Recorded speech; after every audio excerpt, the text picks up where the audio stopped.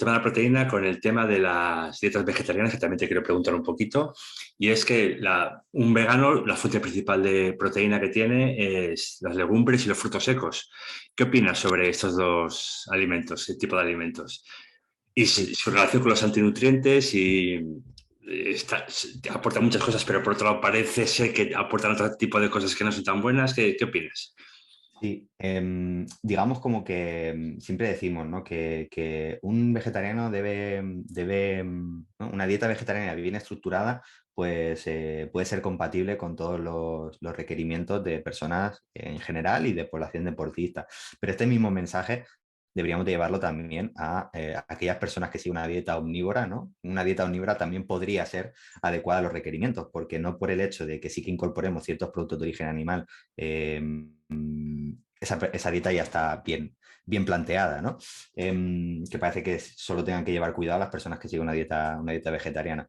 Entonces, ¿qué ocurre? Que bueno, pues como todo patrón en el que se restringen ciertos alimentos, ya sea una dieta cetogénica o ya sea una dieta, por ejemplo, en este caso, vegetariana, en la que se excluyen todos los alimentos de origen animal, pues al final el abanico se reduce, ¿no? Entonces las elecciones que tenemos que hacer, pues a veces tenemos que prestar más atención a algunos elementos.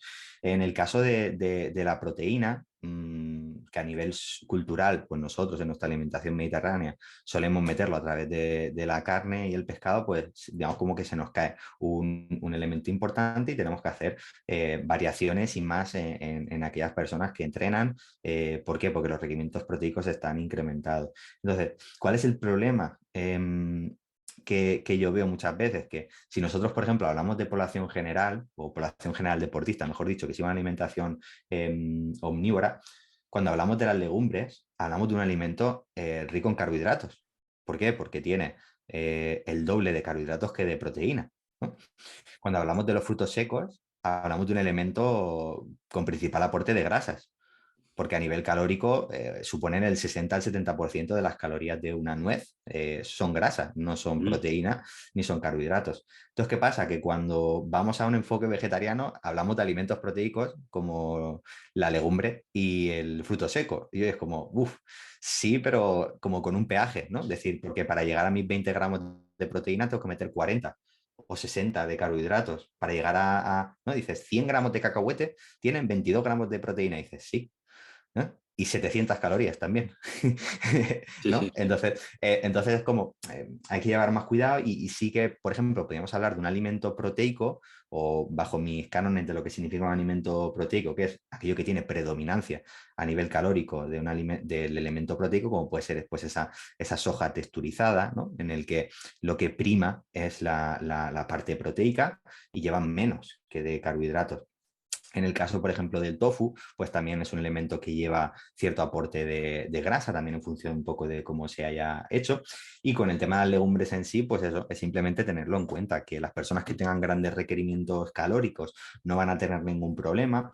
La cosa viene cuando lo que buscas es perder grasa y meter a la persona en un déficit energético, ¿no? Y tus principales fuentes de proteína llevan asociada una carga importante de carbohidratos y de grasas, ¿no? Ujú. En estos casos, muchas veces el utilizar en personas, sobre todo veganas, que no meten nada de lácteos y de huevos, meter el recurso de la proteína en polvo mediante soja o guisante, al final se convierte en un gran aliado porque si no estaríamos como muy tirantes de aquella soja texturizada y demás porque no tenemos como hueco para meter la suficiente cantidad de legumbres que tenemos que meter para llegar a nuestros elementos, a nuestras cantidades proteicas.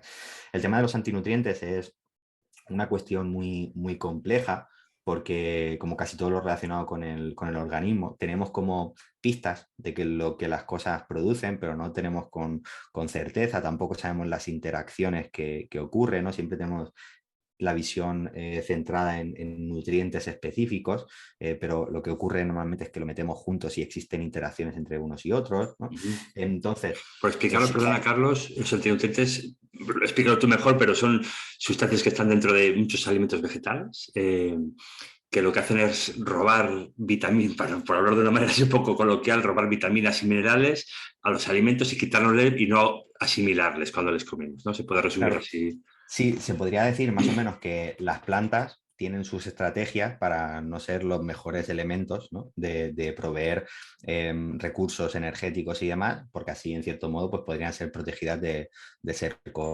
comidas, ¿no? Entonces, hay ciertos nutrientes en el organismo que los llamamos nosotros antinutrientes por los efectos que tienen, podríamos decir como secuestrando, ¿no? Ciertos nutrientes, como puede ser el calcio, el hierro, el no sé cuánto, pues sabemos que a veces cuando vienen, ¿no? Como puede ser, por ejemplo, el tema de los oxalatos en algunos alimentos, ¿no? Me interrumpa, el hierro es fundamental, fundamental cuando estás preparando pruebas físicas. Eso es, sí. El hecho de que cuando llegan, por ejemplo, a estómago o intestino, ¿no? Donde tiene que absorberse en el intestino, parece que existe como cierta competencia, ¿no? Estos elementos que secuestran, ¿no? Estos antinutrientes y no, como que impiden, no al 100%, pero sí que reducen muchísimo la absorción de ciertos nutrientes, como puede ser el tema del hierro o el tema del calcio, ¿no? ¿Qué ocurre? Que hay ciertas prácticas, como puede ser la típica, ¿no? Volviendo a las cosas que se han hecho siempre, ¿no? El tema del remojo de las legumbres, ¿no? Es algo que se ha hecho siempre también de forma un poco intuitiva, pero se ha visto que eso reduce también la presencia de estos antinutrientes porque se queda ahí. También se proponen pues dobles, como una especie de dobles cocciones en las que tiramos el agua de cocción, y parece ser que todo eso podría mejorar. Luego también, pues, quizá yo no más relacionado con temas antinutrientes, sino para una potenciación de la absorción de ciertos elementos, como puede ser el cómo combinar cosas, ¿no? Pues aquellos elementos aportan hierro, combinarlos con cierta fuente de vitamina C, ¿no? Ya sea en la misma comida, ¿no? Pues, por ejemplo, una ensalada que pueda tener trocitos de pimiento rojo, ¿no? Que, por ejemplo, muy alto, por ejemplo, así, aunque ahora con el fresco este que hay, pues a lo mejor apetece un poco menos, ¿no? Pero el tema de algunas ensaladas con